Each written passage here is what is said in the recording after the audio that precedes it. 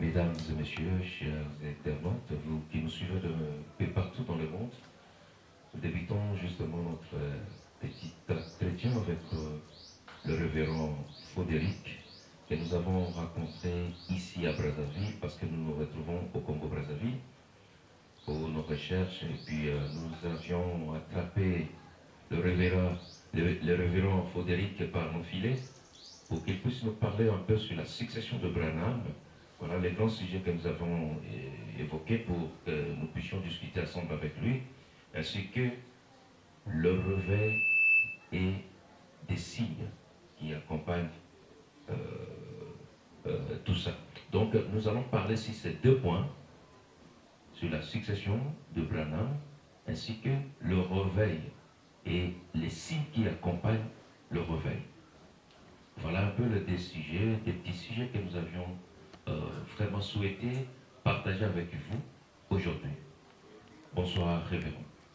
Bonsoir. Un plaisir de vous avoir encore une fois sur nos micros. Comment vous allez? Je me porte très bien. Je vois directement parce que ceci nous accroche tous.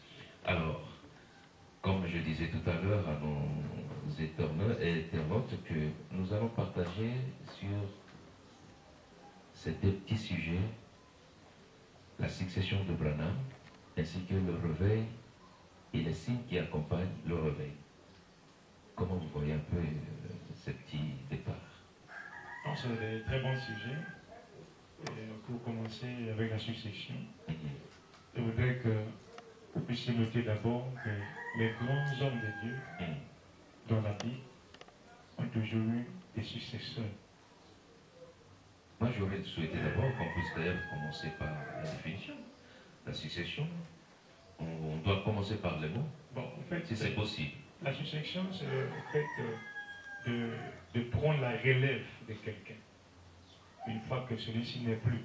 C'est là, c'est en ce moment-là qu'on parle de succession. Tout simplement ça.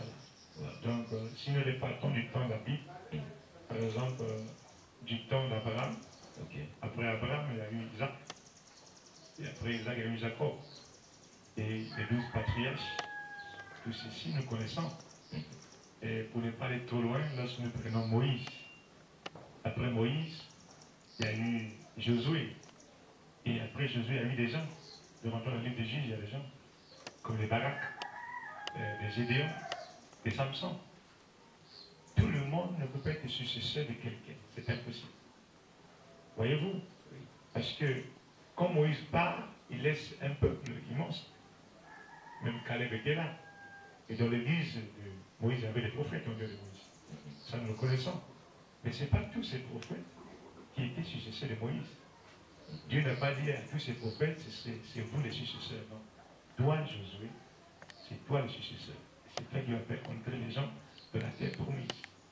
Donc ici, Dieu a fait le choix de quelqu'un. Et nous devons savoir à quel point on peut dire, ou à quel moment on peut dire quelqu'un est le successeur de celui qui est parti. Ce n'est pas n'importe qui peut être successeur. Si je prends par exemple du temps d'Élie, Élisée était le successeur. Oui. Voilà. Mais le peuple qui a observé Élisée a su que l'onction, l'esprit qui était sur Élie est sur Élisée comment? C'est la question qu'il faut se poser.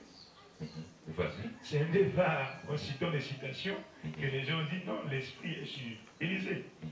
Lorsqu'ils ont vu Élisée faire les mêmes choses que son maître faisait. C'est clair. C'est simple, c'est pas compliqué. Probablement nous a donné un modèle. Et c'est le modèle que Dieu lui a donné pour choisir les messagers des autres actes de l'Église. Pour ce qui est du premier acte de l'Église, c'était trop facile parce que Paul avait fait ses qualités de messager. D'ailleurs, la Bible dit, je crois bien, dans Actes chapitre 13, qu'il était la lumière pour les nations. Paul était la lumière pour les nations. Et Dieu l'avait choisi pour être le messager. Lorsque vous prenez 1 Timothée au chapitre 1, à partir du premier verset, vous descendez, vous voyez comment Paul s'adresse à Timothée et il lui donne l'ordre de prêcher rien que ce qu'il avait prêché et d'établir les anciens comme pasteurs à Éphèse. Et nous savons tous que Paul était le messager d'Éphèse. Ok? Là, il n'y a pas de débat. Avec mission. Avec mission. Maintenant, pour ce qui est des autres messagers, Oui. c'est là que Dieu va dire au prophète Branham que les messagers des autres âges seront des gens qui ont des ministères ressemblant à ceux de Paul, ou des ministères qui se rapprochent à celui du premier messager. Vous voyez? Parce qu'après Paul, il y a eu beaucoup de gens qui apportent la parole de Dieu. Oui. Mais le messager devait être celui qui a un ministère qui se rapproche au premier. Vous voyez? Oui. Donc, à commencer du deuxième âge jusqu'au dernier, c'est comme ça qu'on a pu identifier les messagers de chaque âge. Et c'est comme ça que le Saint-Esprit dans le prophète les a identifiés. Okay. Maintenant, si nous venons à notre âge, comment nous allons identifier celui qui peut être successeur de Branham? La grande question. C'est ça. Nous connaissons tous le ministère de Branham. Moi, je sais que non, vous êtes quand même pasteur, vous avez une église ici à Brazzaville, mais une chose certes, c'est que vous croyez au message du Branham, Oui. au message de Branham. Et vous avez une grande église ici à Brazzaville, nous le connaissons.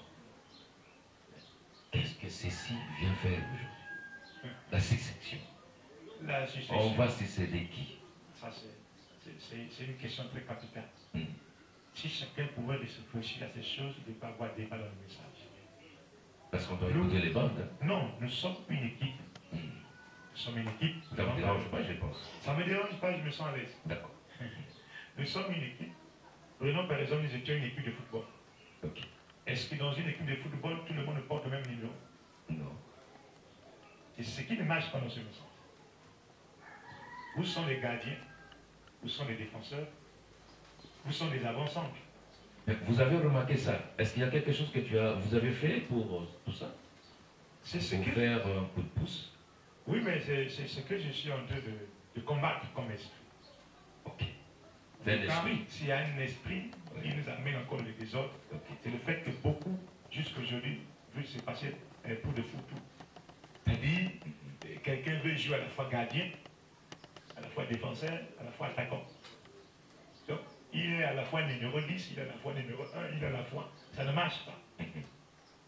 La Bible dit qu'il a fait des uns comme prophètes, d'autres évangélistes, d'autres docteurs, d'autres.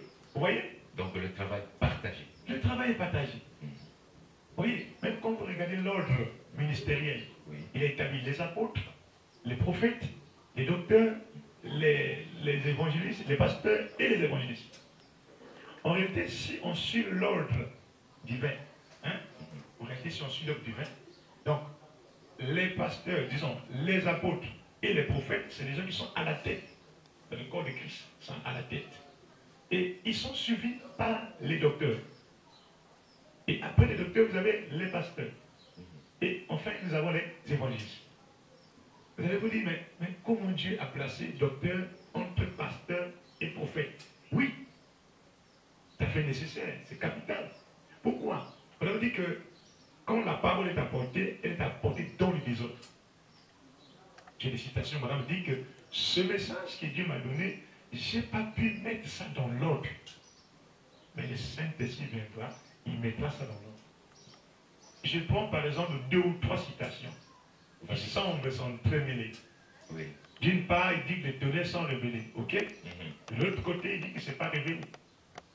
C'est par exemple qui le dit. D'une part, il dit que le 7e ange sur la terre au moment où il est venu. Mais de l'autre côté, il dit j'attends la seconde venue. Ça, ce sont des points qui s'entremêlent. S'embrouillent. Il dit les paroles embrouillées. Il dit Dieu, le Saint-Esprit, prendra les paroles qui sont embrouillées dans ce message et il va donner ça de façon droite aux gens. Ça veut dire que après le messager, le prophète, apôtre, parce que madame était à la fois apôtre, prophète, pasteur, donc, sauf docteur. Il dit je suis tout sauf docteur. C'est pourquoi les brochures de Frère Branham ont été écrites par le docteur Levi, la plupart des brochures. Vous voyez, Dieu, sachant que son serviteur n'a pas ce don, ce ministère, il a mis à ses côtés un docteur. Et Frère Branham, quand on lui posait des questions sur la doctrine, il disait souvent, vous voyez, Levi. Il renvoyait les gens à Levi. Vous savez pourquoi? Vas-y. Parce qu'il avait le don de connaissance. Le docteur, c'est celui qui rassemble les choses entremêlées, qui met dans l'ordre. C'est comme un jeu de plus. Il met chaque chose dans sa place. Apparemment, la succession dans le message du temps de la fin aujourd'hui est refusée. Non, si quelqu'un refuse ça, il ne connaît pas la parole. C'est comme si, après Moïse, tu refuses Josué. Mais après Josué, il y a eu Barak.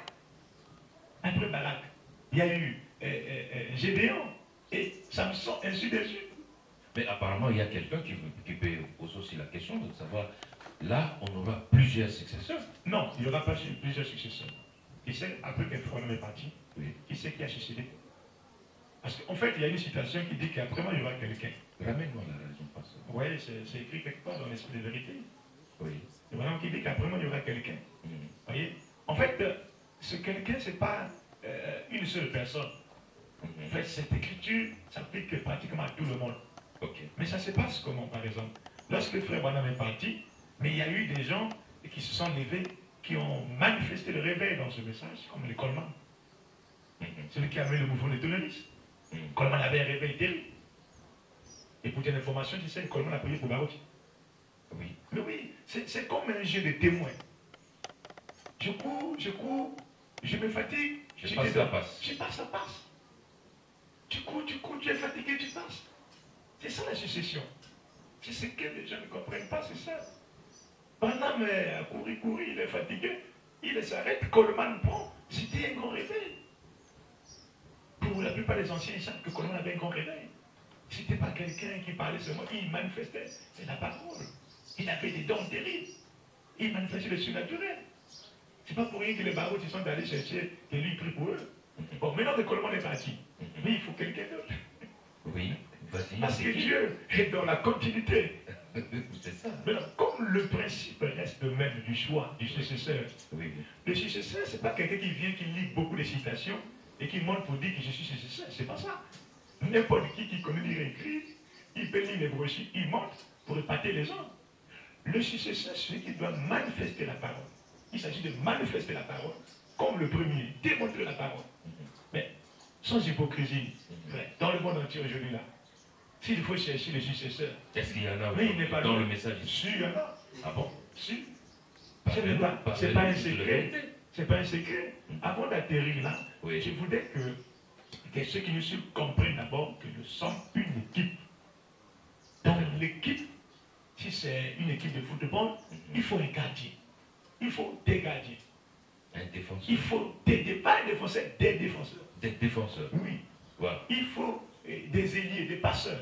Leur travail, c'est qu'ils donnent l'autre petit boum. Les attaquants.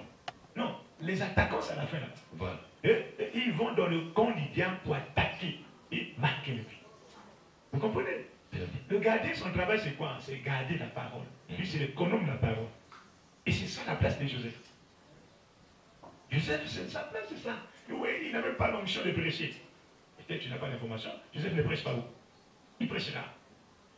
C'est pas lui, parce que ça ne dépend pas de quelqu'un. C'est Dieu qui règle les onctions. Quand tu es gardien, ton travail, c'est de rester dans le poteau. J'attends qu'on tire, tu reçois, tu bats. Et puis, tu renvoies la balle aux défenseurs et aux attaquants pour aller tirer.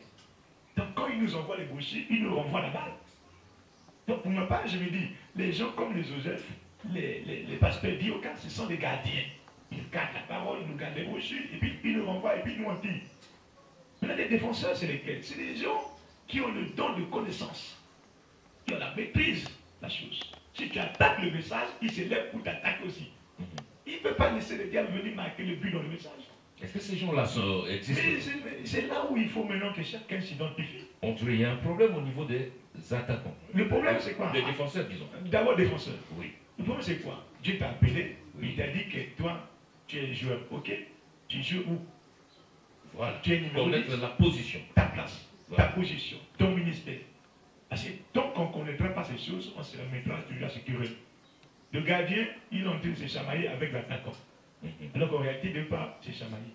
Toi, tu restes dans ta position, tu fais ton travail. Moi, je reste attaquant, j'attaque là-bas. Moi, envoie-moi la balle et puis moi, je vais marquer le but. Donc, il n'y a pas de débat. Mais il y a débat aujourd'hui, pourquoi? Parce que les gens ne se reconnaissent pas. Ils ne connaissent pas eux-mêmes leur propre position en Christ, leur ministère. Vous savez, Dieu, c'est un Dieu d'ordre. N'est-ce pas? Mais quand on dit l'ordre, c'est quoi? C'est du plus petit au plus grand. Comme ça. Mais est-ce que tout le monde le fait? Dans l'église ici, qui est le plus grand? Dans une église, dit le prophète, qui est le plus grand? Vas-y. C'est le pasteur. Même s'il y a un associé. L'associé, c'est une brebis. C'est là aussi un problème. Oui. Vous voyez? Un associé, c'est une brebis. Et il exerce bien ses fonctions quand le pasteur n'est pas là. Si le pasteur est là, lui, il va se comporter comme une brebis. Là, vous fixez une très bonne leçon. Oui. Très très bonne leçon. Il faut que les gens comprennent ces choses, sinon on n'avancera pas. Tu sais, quand Moïse est parti, il a laissé beaucoup de gens. Vous voyez? Mais Dieu lui a dit, c'est beaucoup de gens là, non, ne vont pas rentrer parce que c'est des bagarreurs. Il dit, tu as dit, la génération des bagarreurs ne rentrera pas. Excepté Josué et Caleb. Parce que les bagarres, les querelles n'avancent pas l'église. Et maintenant, on dit que quand vous bagarrez là entre vous, le diable est en train de jubiler. Il est content. C'est ça qui doit cesser. Ça doit cesser comment? C'est quand chacun reconnaîtra sa position. Son numéro, s'il est numéro 5, c'est un défenseur. Il doit rester derrière.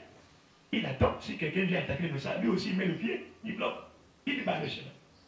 Ce n'est pas quelqu'un qui va là encore attaquer ses propres joueurs. Il vient tuer ses propres joueurs. Alors, comme on dit, on ne ravit pas la balle à celui qui a le ballon. Si c'est un frère, si c'est ton coéquipier, il est dans la même équipe que toi, et il avance avec le ballon, tu deviens ravir le ballon. Est-ce que tu es sérieux? Alors, c'est ce que dit le prophète. Oui.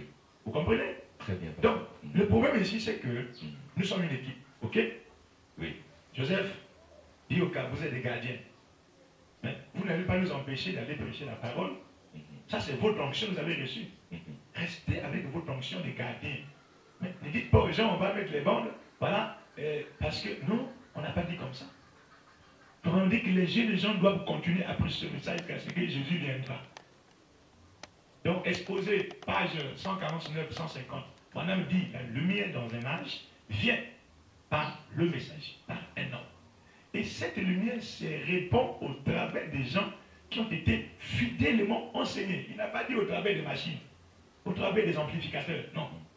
Cette lumière se répand au travers des gens qui ont été fidèlement enseignés. Donc, c'est par les gens que la lumière de l'évangile se répand. Donc, je ne vois pas là où on doit empêcher les gens de prêcher ou c'est pas comment.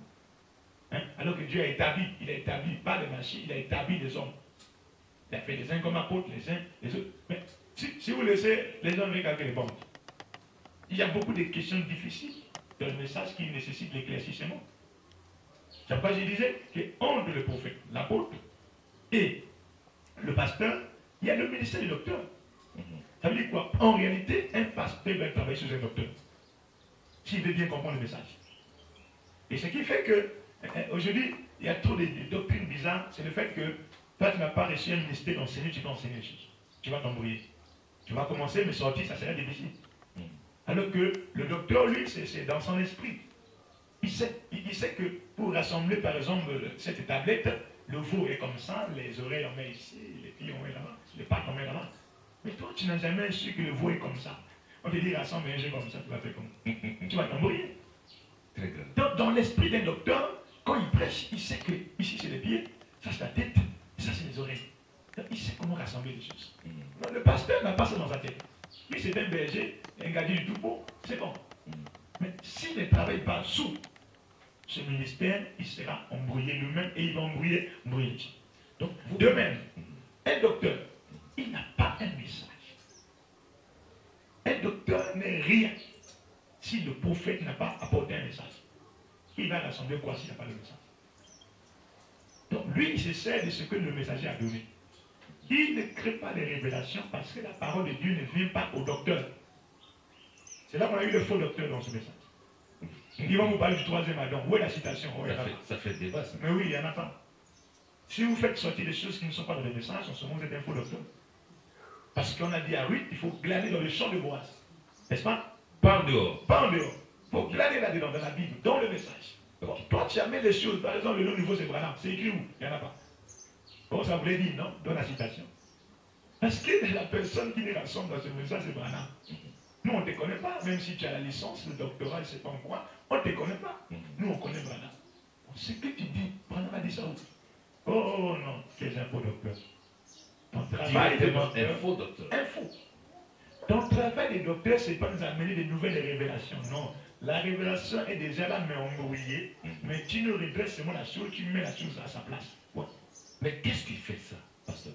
Mais attends, prenons d'ici. Vous avez perdu quelque chose disant que non, vous êtes là pour attaquer les esprits. Là.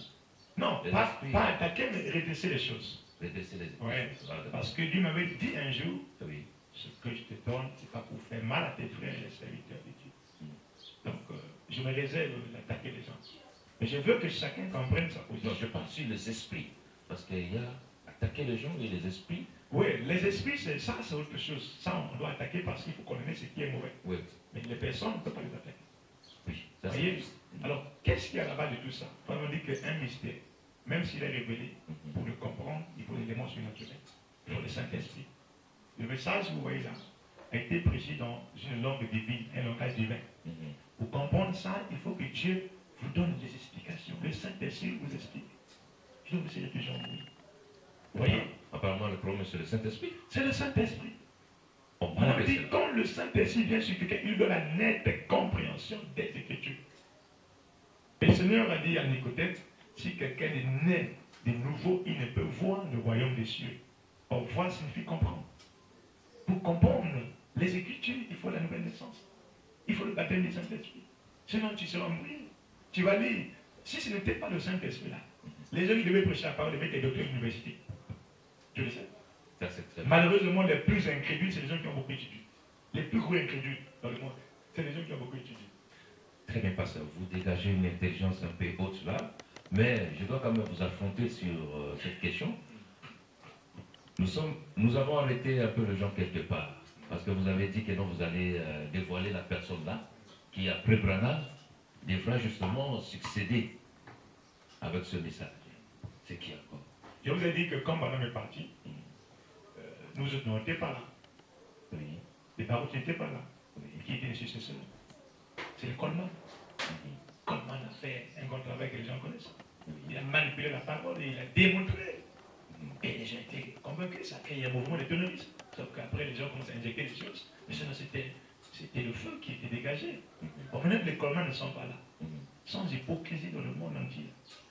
Celui qui peut représenter le message, s'il y a un débat là, un attaquant qui va attaquer Marguerite, qui on peut choisir ici? Que ce soit en Afrique du Sud, que ce soit en Europe, aux États-Unis, qui? En Afrique, qui? On entend cette réponse-là. Je crois que vous avez la réponse. Ah bah bon, peut-être lui n'a pas. Il n'est pas loin. Peut-être lui n'a pas. Non, il n'est pas loin. Il vient là où tu viens. Ah bon? Mais lui, il veut écouter ça. Non, moi, j'ai appris une chose. J'ai appris à mettre chaque personne à sa place. Et à reconnaître l'autre. Le jour vient, il faut reconnaître. Un bon esprit. Il faut apprendre à jeter les fleurs à quelqu'un quand il est vivant. Il ne faut pas jouer à l'hypocrisie. Nous prenons la parole. On a dit le messager de l'âge. Hein, des âges souvent, à partir des semaines. Dieu lui a dit que pour savoir que le message est celui-ci, c'est la personne qui a le ministère se rapprochant du premier. Vous comprenez? Oui. C'est en ce moment-là que Branham a pu identifier Irénée, Colomba, les Luther, tous ces mondes comme messagers. Et donc dans l'âge, ils n'étaient pas les seuls à porter la parole. Aujourd'hui, s'il faut parler de quelqu'un qui a un ministère qui se rapproche, Branham c'était un homme de surnaturel quand même. Bien sûr. Le message n'était pas comme le message de témoin de Jéhovah où on explique, témoin explique, on explique. Non.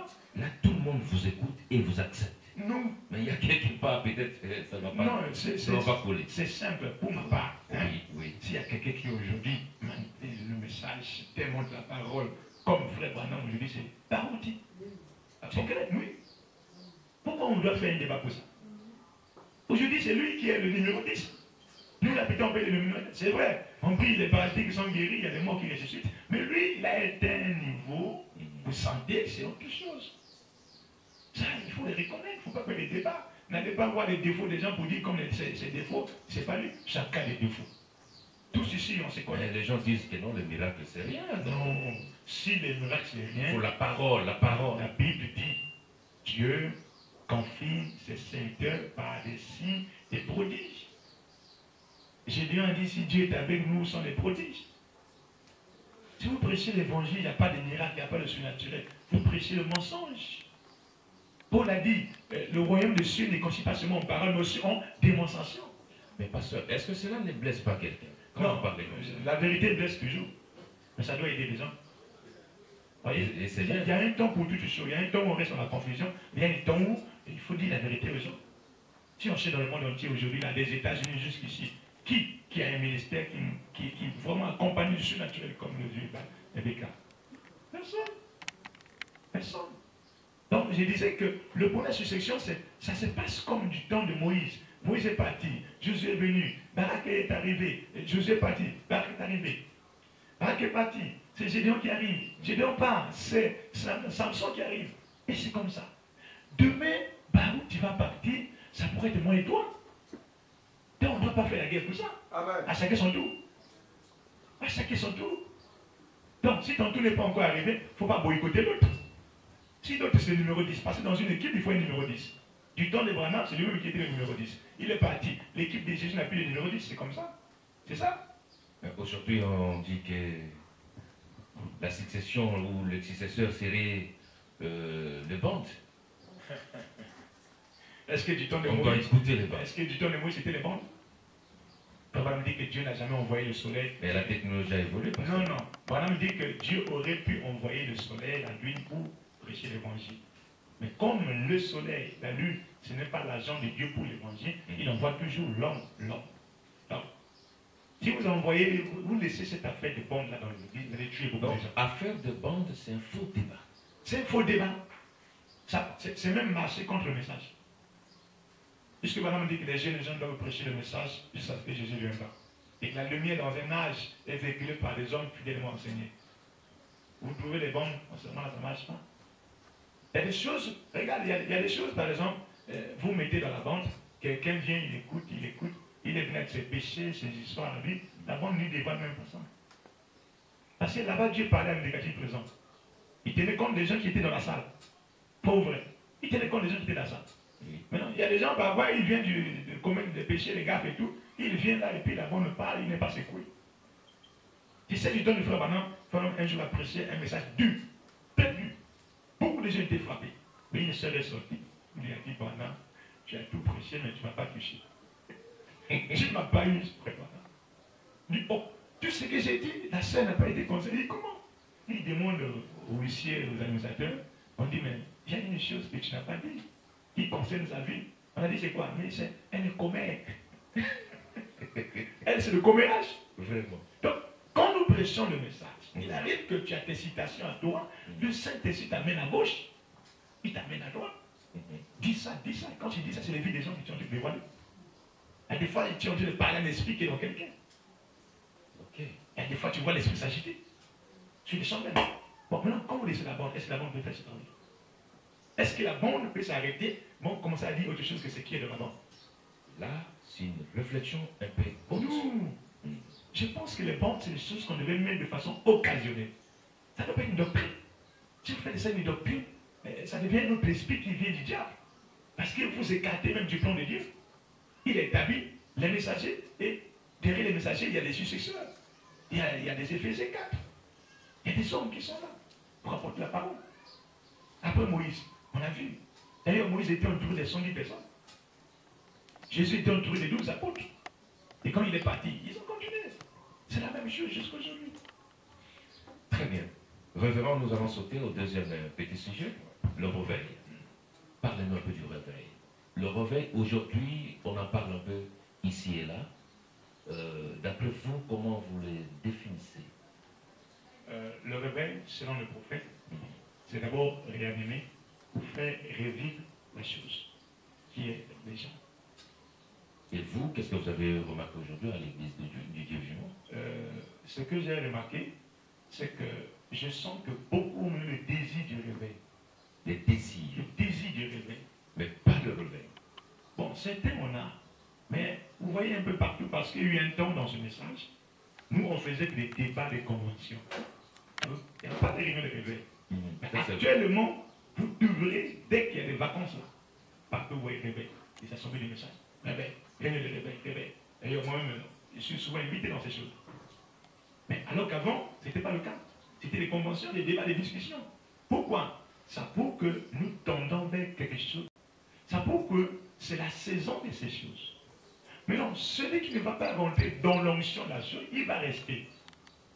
Ça veut dire que si vous ne voulez pas avancer avec Dieu, Dieu vous laissera, vous serez Ichabod et il prendra quelqu'un d'autre pour avancer. Donc, comme nous sommes dans le monde des choses, nous sommes dans le monde des réveils. C'est le temps où le pouce doit manifester le réveil. Toi, tu ne veux pas aspirer au réveil. Tu ne penses pas au réveil, Dieu va te laisser, tu vas rester Ichabod. Ton église va sécher. Parce que quand c'est comme ça, Dieu aussi met la soif dans ses enfants. Pendant que les enfants communient parfois gauche et droite, tu connais comment les brebis se comportent. Il vient chez les autres, il y a le réveil. Il vient chez toi, il n'y a pas de réveil. Il va faire quoi? Il va te quitter. Parce que c'est une soif qui est là. C'est Dieu qui met la soif. Le moment où il est déjà là, Dieu met la soif. Et en ce moment-là, les enfants de Dieu vont chercher le réveil. Ils vont s'accrocher. Donc, chaque pasteur doit aspirer à ça. C'est le moment, pour ma part. C'est le moment du réveil. Ouais. Alors, révérend, parce que nous parlons du réveil, je voudrais encore dire quelque chose très, très, très important. Alors, bien sûr qu'il faut le réveil. Alors, quelle est cette église-là qui doit avoir la meilleure position du réveil? Parce que nous parlons du réveil, le réveil nous amène vers les églises, quoi. Les églises auxquelles nous allons nous approcher pour voir vraiment si le réveil est debout ou pas. D'ailleurs, quelle est cette église? D'abord, il faut qu'on lit un peu le prophète sur le réveil. Oui. Il dit Oui. les signes qui accompagnent un réveil. Oui. D'abord, il dit que le réveil, ça ne se fabrique pas. Le réveil est produit par le Saint-Esprit. Tous les réveils que tu as vus dans le monde, les vrais réveils, pas les vrais réveils fabriqués. Nous prenons le premier réveil de la Pentecôte. C'est d'abord le Saint-Esprit qui est descendu avec la colonne de feu, qui a oint les gens. Vous comprenez? Et ça a poursuivi. Hein? Et Luther, les Irénée, les autres. Nous arrivons à l'ouest, États-Unis, la rue Azusa. C'était le Saint-Esprit qui est venu. Nous venons chez les frères Branham, qui est le bon réveil d'épouse. C'est toujours le Saint-Esprit qui est derrière ce réveil. Il oint les gens et puis les amène dans ce réveil-là. Vous comprenez? Maintenant, pour identifier le réveil, dans un endroit, vous devez d'abord savoir les signes qui caractérisent un réveil. Le programme dit quelque part, dans Dieu a pourvu à la guérison pour cette génération, au paragraphe 30, si on peut lire, il dit, et 1900 ans sont passés, et chaque fois qu'un réveil éclate,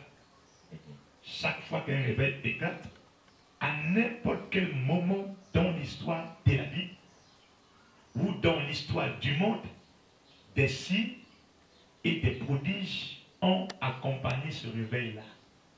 Donc, là où il y a le réveil, il faut ces choses. Pourquoi? Dieu est dans le camp. Il est Jéhovah Jireh, le Seigneur a pourvu à un sacrifice pour votre guérison. Croyez-vous cela? Alors, il n'y a qu'une seule chose à faire, c'est de recevoir cela maintenant. Comme c'est le moment, il faut chercher la chose, recevoir la chose. Et quels sont ces signes? Oui, c'est les colonnes de feu, c'est les guérisons miracles. Il va plus loin, il dit les compagnes. Je vais ajouter une citation. Les compagnes, les grandes compagnes. Le réveil est accompagné par les compagnes de guérison. Hein? Est-ce qu'il y a une méthode pour avoir la colonne de feu, quelque chose comme ça? Est-ce qu'il y a une méthode à pratiquer? Non, c'est sûr-là, ça ne se fabrique pas. Ce qu'il faut faire, c'est conformer d'avoir la parole, prier, gêner, lire beaucoup. Ça, c'est l'homme. Parce que pour l'homme. Pour l'homme. Voilà. On a dit à Branham, qu'est-ce qu'un chrétien doit faire pour. Qu'est-ce qu'un homme doit faire pour être un vrai chrétien, un véritable chrétien? Il doit beaucoup gêner, il doit beaucoup prier, il doit beaucoup lire. C'est trois choses-là. Et quand vous le faites, Dieu est obligé de faire quoi? Il vous remplit. Et une fois que le Saint-Esprit rentre en vous, c'est le réveil qui commence. Parce que c'est lui qui produit le réveil. Okay. Voyez? Et pour la deuxième citation, oui. Là, vous lisez sur. Je lis la vie éternelle et comment la recevoir. Ok. Paragraphe 187. C'est 54. Oui. 187 et 189. Écoutez ceci. Ce n'est pas pour défendre les doctrines de notre tabernacle et tout. Mais voici ce que je déclare, mes chers amis. Cherchez partout dans le monde où vous voulez. Et nous les disons en nous vantant. Nous les disons en nous vantant. Et nous ne nous vantons de rien d'autre que Jésus-Christ, le Fils de Dieu. Voyez? Mais considérez ce que Dieu, le Dieu Tout-Puissant, a fait pour cette petite église. N'allez pas le ballon tabernacle. Retournez-vous et regardez si vous le voulez. En direct de cette église a été lancé ce grand réveil qui a balayé le monde entier. En direct de cette église. Dit, ballon tabernacle. Parce que lorsqu'un réveil commence dans un pays, il y a toujours un endroit où c'est lancé. Et puis ça prend l'ampleur. Les autres suivent. Ils continuent. Et c'est vrai. Considérez cela. Et voyez si ce n'est pas le cas. Dieu est avec nous. Dans son amour et sa miséricorde. Voyez comment il nous guérit quand nous sommes malades. Considérez les cas de cancer. Ce sont des points forts. Des points forts. Oui. De cécité, virgule, de surdité et de mutisme et tout le reste qu'il a guéri parmi nous partout. Et partout, pendant le passé là. Parce que quand quelqu'un le réveille, partout il passe, il fait des miracles. C'est pas seulement dans son église, c'est comme du fétichisme. Le réveil n'est pas dans le langage, il est dans la personne. Partout il passe. Partout tu passes, même si tu t'amènes en Chine, les Chinois vont tomber quand tu mets la main.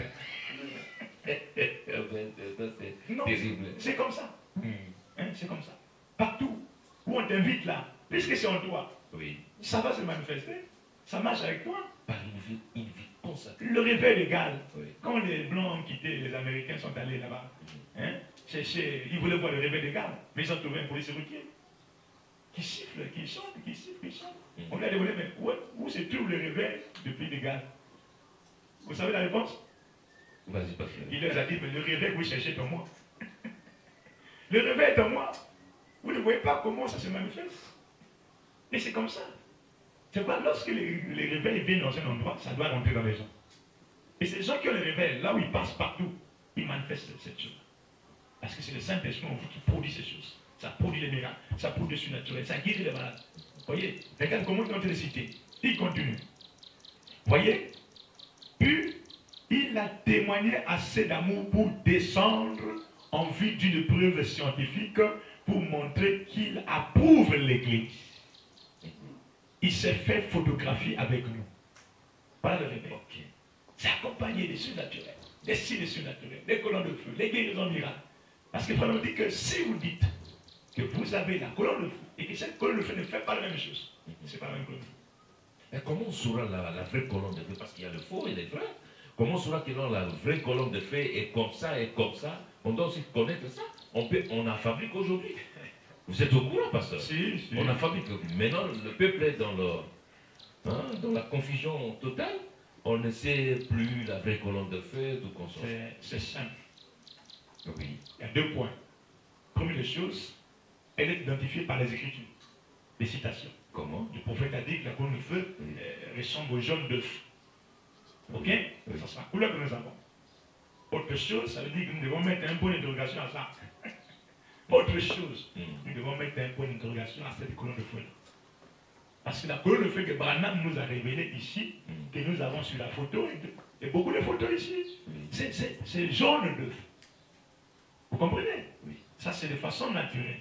Mais autre chose aussi, si cette colonne de feu vient dans un endroit, il faut qu'elle accomplisse les mêmes choses qu'elle faisait avant. Les guérisons, les miracles, les délivrances des gens.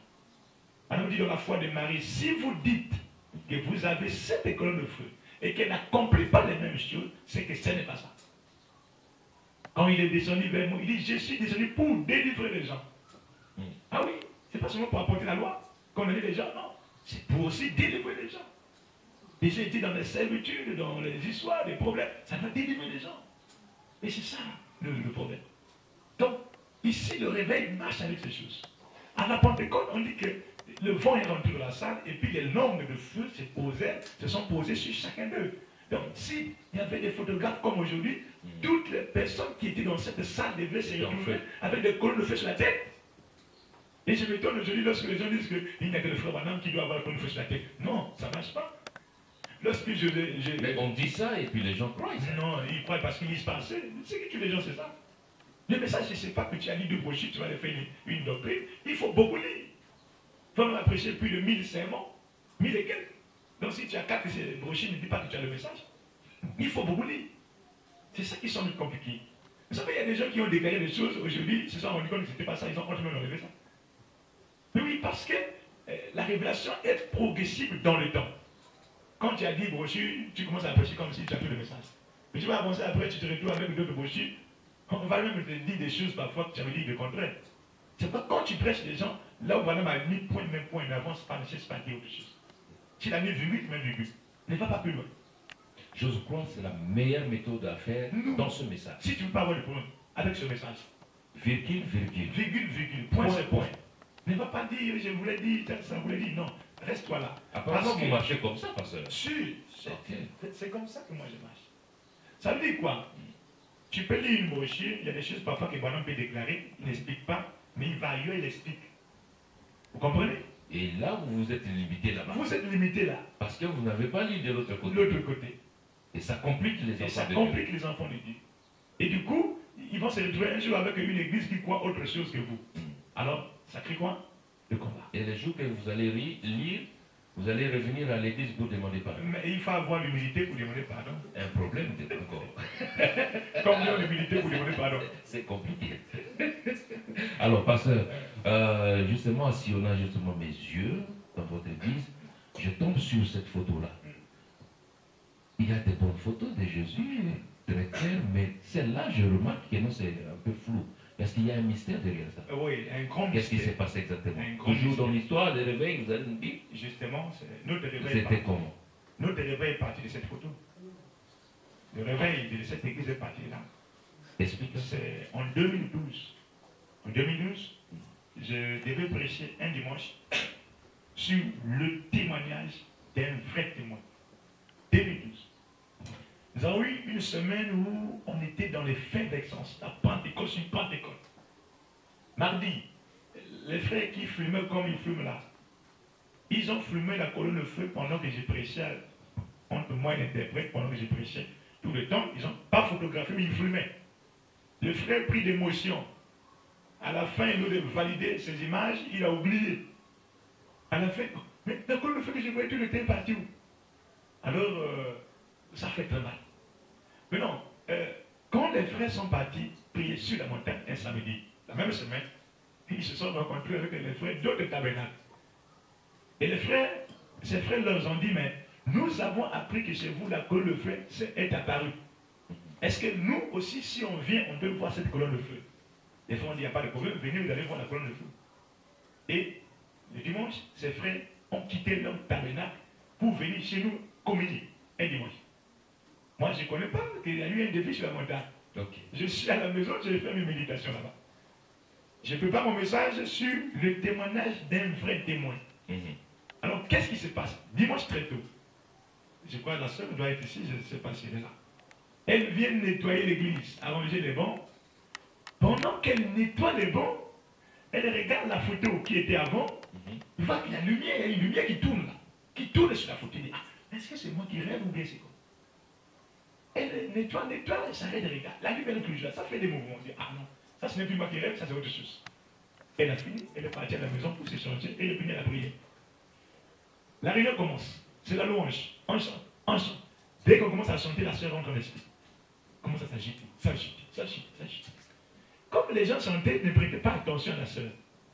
Alors il a fallu que je sorte pour venir apporter la parole.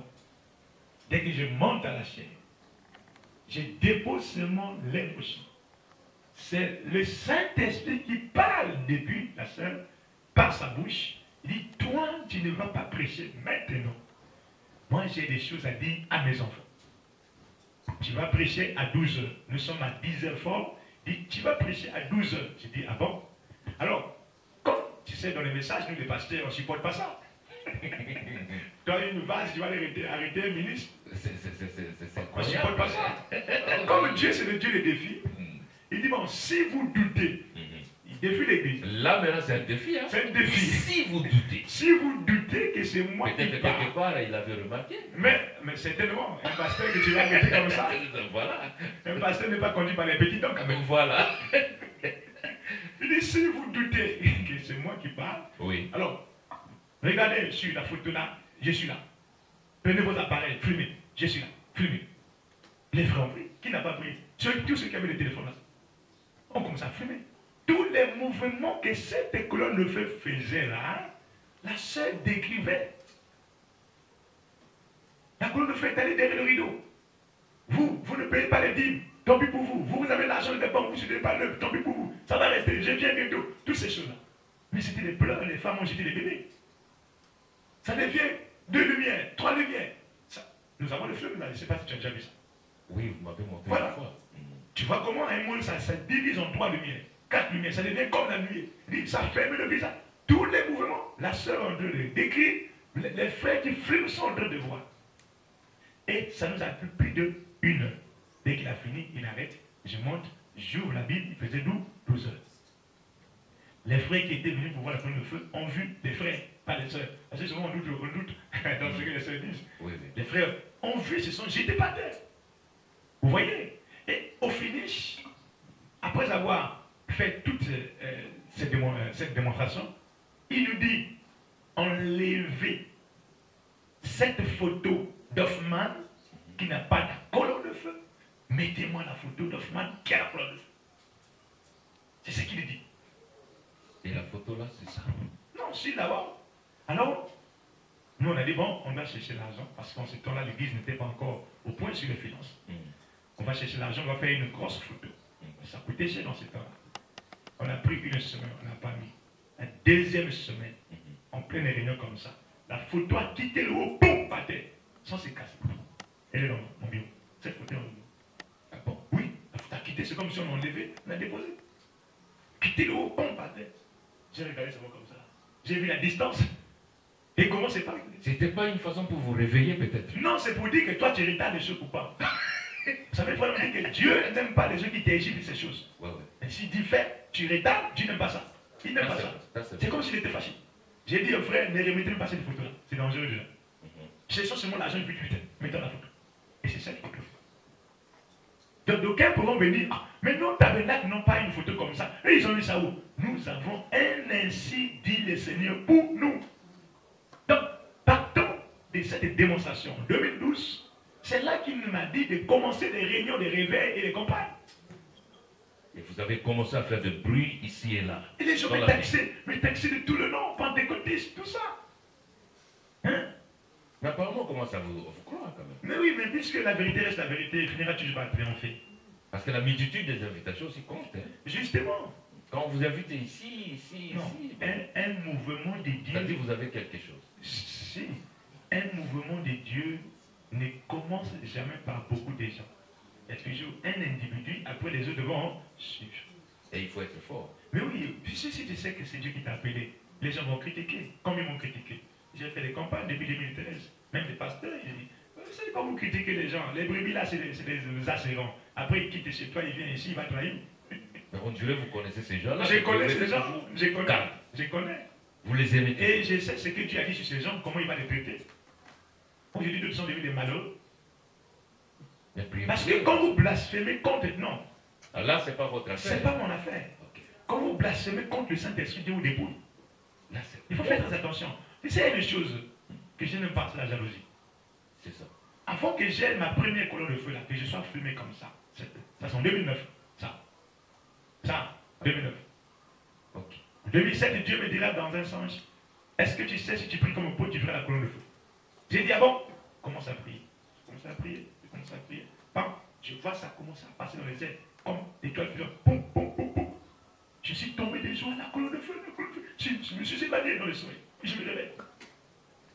Et après, il me dira, fais un jeûne avec ton église de 3 jours. À la fin du jeûne, allez voir, c'était la débandade. Comment le Saint-Esprit soulevait les bonnes personnes dans mes comptes étoiles. Là, vous vous vendez très bien, pasteur. Non, c'est-à-dire que la Pentecôte, c'est une espérance. Vous allez vous vanter partout. Vous savez, le Saint-Esprit, c'est comme quelqu'un qui a mangé la pomme et qu'on le goûte la pomme. Ah, là, ça donne. Le Saint-Esprit, quand vous avez déjà goûté ça, la puissance de Dieu, oui. Vous savez ce que ça fait dans les gens. Oui.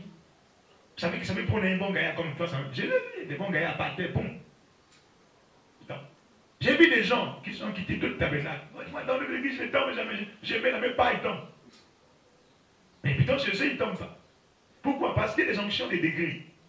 Il y a degrés et degrés. Il y avait le premier degré, deuxième, troisième. J'ai fait des campagnes ici, même des pasteurs qui étaient guéris. De pasteurs. Des pasteurs. Ok. Ils étaient guéris. Pourquoi? Parce que c'est un forme de degrés. Il y a onction et onction. Vous savez, du temps de Frère Branham, il y a des gens qui passaient chez les Billy Paul, les Billy Graham, et qui n'étaient pas guéris. Oui. Hein? Les Billy Graham, les frères Robert, qui n'étaient pas guéris. Mais quand ils arrivaient chez Branham, boum! Du coup. Voyez? Parce que le Saint-Esprit est venu en nous. Sauf que il agit en tenant compte des dispositions, des dons que Dieu a mis en nous. Oui. Voyez? Si le Saint-Esprit vient en vous, c'est vrai, il va chasser les démons, il va guérir les malades, mais il ne va pas travailler en vous comme dans celui qui a le don de guérison et des miracles. C'est impossible. Celui qui a le don de guérison et des miracles, il a déjà des prédispositions pour guérir les gens en lui, que Dieu a mis. Et le Saint-Esprit ne vient que réveiller ces dons, les met en opération. Mais toi, tu n'as rien, lui, il vient, il peut chasser quelques démons et tout, mais quand c'est plus difficile, il faut aller vers le spécialiste. C'est comme à l'hôpital. Il y a le généraliste. Quand il trouve que ça ne tient pas, il t'envoie vers les spécialistes. Et dans le corps, nous avons aussi des gens qui sont spécialistes dans la guérison divine. Il faut mettre un spécialiste dans la guérison divine. Par contre, tu es un spécialiste dans la guérison divine. Ça, il faut le reconnaître. Voyez? Donc, c'est pour dire que l'onction, quand vous goûtez à ça, vous savez ce que ça fait dans les gens. Ça peut prendre quelqu'un soulevé, jeter par terre. Ça fait disparaître les kystes, les maladies et autres. Vous voyez? Donc, c'est pour dire que notre histoire est partie de là. C'est là. Et depuis lors, jusqu'aujourd'hui, nous sommes là. On a fait des réunions dans des petits villages, des campagnes, dans les bons sorciers. Mais tu vois un sorcier te défier, mais à la fin, tu le baptises. Ça, c'est important. Révérend, parce que nous arrivons vers la fin de notre chrétien, j'aimerais bien que vous puissiez laisser une très bonne leçon à nos internautes qui nous regardent de partout dans le monde. Qu'est-ce que vous avez à dire en un mot dans tout ce que nous avons parlé avec vous? Bon, mais pour conclure, je voudrais que les gens retiennent en ce qui concerne la succession que les grands hommes de Dieu ont toujours eu des successeurs. Prenons Moïse, Josué, les autres. Plusieurs exemples. Plusieurs exemples. Aujourd'hui, c'est la même chose. La question du successeur, ce n'est pas un individu qui va rester, s'il meurt, donc il n'y aura plus de successeur. Non. C'est dans la continuité que ça se passe. Après Branham, il y a eu qui? Coleman est venu. Après Coleman, je dis c'est Bécard. Demain, ça pourrait être moins de toi. Non, on ne doit pas faire un débat pour ça. Maintenant, le problème, c'est quoi? C'est que chacun doit reconnaître sa place maintenant. Où est-ce que tu joues? Nous, là, on peut des attaquants. Les attaquants, c'est des gens qui vont dans le camp du diable. Nous, on fait des combats. Quand on fait combat, on quitte l'église, on va attaquer. Dans le camp du diable. On va dans le monde, on attaque là-bas. Le camp du diable, les écoles, là, les stades, c'est le camp du diable. C'est là où les démons opèrent. Vous comprenez? Mais comme nous sommes des églises, nous allons dans les écoles, dans les stades, nous allons dans le camp du diable, nous sommes des attaquants, nous attaquons. Et pour faire quoi? Marquer le but. Quand une âme est sauvée, mais c'est un but marqué dans le camp du diable. Quand quelqu'un qui était enchaîné, qui était malade et délivré, mais c'est un but marqué dans le camp du diable. Vous voyez? Mais parmi les attaquants, il y a le numéro 11, il y a le numéro 9, il y a le numéro 10. Il y a le numéro 10 aujourd'hui, nous pouvons dire que c'est des gars. Mais c'est le numéro 11. Parce que dans une équipe, on ne joue pas seul. Ça, c'est l'égoïsme. Si on te met dans le terrain seul, tu ne pourras rien. C'est ça qui fait la force d'un corps. Nous avons aussi des gardiens, ceux qui nous gardent la parole. Et chacun dans sa place, dans sa position. Et ça fait la beauté de l'équipe et la force de l'équipe. Donc, ça fait la beauté de l'équipe et la force de l'équipe. Si et seulement si chacun peut connaître sa place, nous n'aurons plus de débats. On n'aura plus de discussions. Puisque moi je suis attaquant, pourquoi je dois attaquer le gardien? Pourquoi je dois combattre Joseph? C'est ça. Pour quel problème? La question. Et pour quel problème Joseph doit combattre les attaquants? Non, chacun reste dans sa position. Son travail c'est ça, mon travail c'est ceci. Alors, on s'arrête. Et on garde la communion. Parce que Dieu est dans la communion. Le reste, bon, les erreurs de chacun, ça c'est humain. Les erreurs c'est humain, chacun a ses erreurs. Mais pour ce qui est du ministère, chacun doit reconnaître sa place. Et une fois que c'est fait, il n'y aura plus rien. Très bien. Ok? Merci, pasteur. Maintenant, pour ce qui est du réveil, Oui. moi je pense que le moment est arrivé où le pouce doit manifester la parole. Et c'est la saison. Maintenant, si quelqu'un ne comprend pas ça comme ça, il reste. Ça veut dire que l'église qui ne croit pas au surnaturel finira par mourir et fermer ses portes. Les gens vont vous quitter, ils viennent tout le temps, ils sont malades, ils ont des problèmes, il n'y a pas de solution. Ah non, si Dieu est avec nous, nous sommes des prodiges.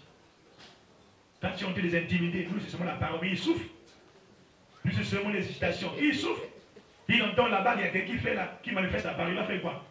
Il va rester toujours scotché à toi. C'est toi qui l'as créé. Nous, non, c'est compliqué. Vous voyez? Dieu a dit quelque chose qui m'a toujours ému dans la Bible. Il dit, y a-t-il pas de bombes en Galate? Y a-t-il pas de médecins?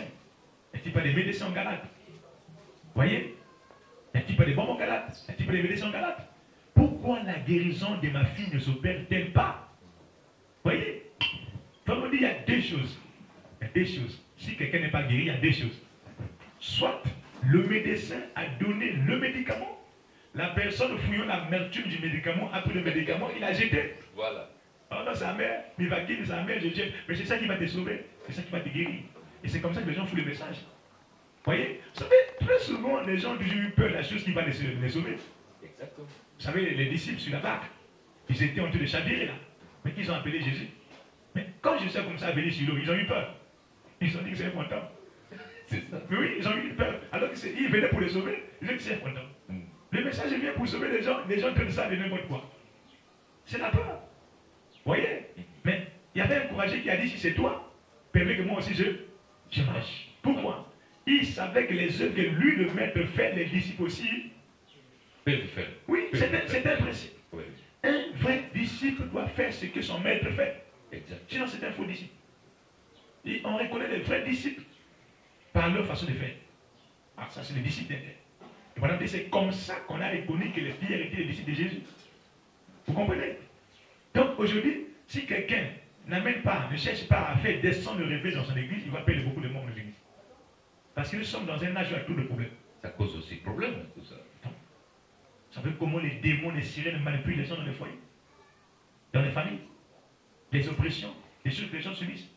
Mais s'il n'y a pas une puissance pour les délivrer, c'est le chaos. Tu ne vas pas seulement les présenter tout le temps la parole et les citations, non. Tu dois démontrer la parole que tu prêches. Et pour démontrer cette parole, il faut le Saint-Esprit. Il faut qu'il produise de réveil. Exactement. Sinon, ça ne marchera pas. Donc voilà un peu ce que je voulais dire un peu en résumé. Que Dieu te bénisse, révérend. Merci de nous avoir reçus. Merci beaucoup.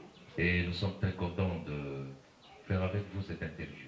C'est un plaisir pour moi de te voir encore, parce que tu poses très bien les questions. Que Dieu vous bénisse.